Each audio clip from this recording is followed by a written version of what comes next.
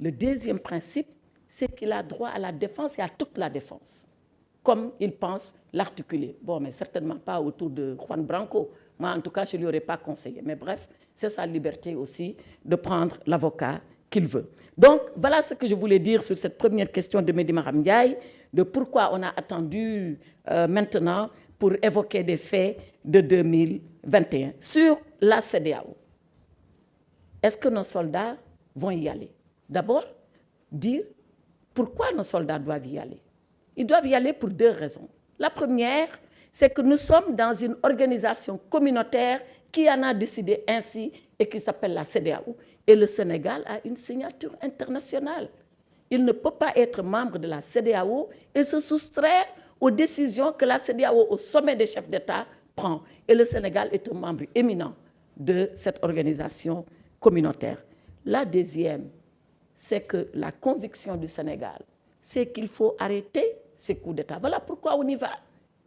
Maintenant, j'avais pensé que vous alliez me demander pourquoi on ne l'a pas fait pour Mali, pourquoi on ne l'a pas fait pour Guinée, pourquoi on ne l'a pas fait pour Burkina et pourquoi on le fait pour Niger.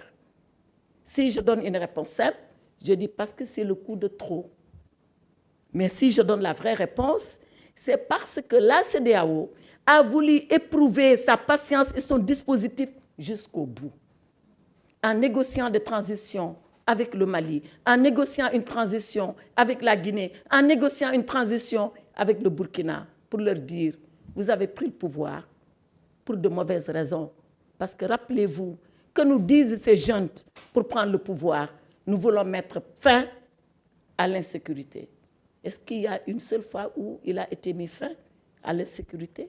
Ce qu'on a constaté, c'est qu'une fois au pouvoir, les militaires se sont installés dans les postes de civils, y compris des postes de gouverneur de l'administration territoriale, y compris des directeurs généraux d'électricité, des directeurs généraux des services d'eau. C'est ça, lutter contre l'insécurité. Voilà pourquoi la CEDEAO a pensé que maintenant, il faut y mettre fin.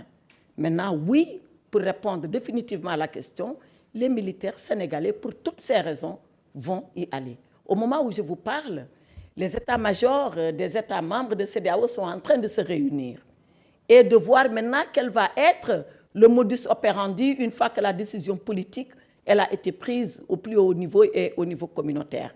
Donc oui, nos soldats iront. Voilà pourquoi ils vont y aller et comment ils iront. Ils sont en train de se concerter et de le faire parce que, rappelez-vous, il a été donné un délai, pour ne pas dire ultimatum, d'une semaine pour que le tout se mette en place au Niger.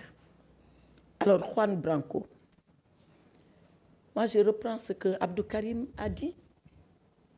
Double acte de lâcheté. Double acte de lâcheté.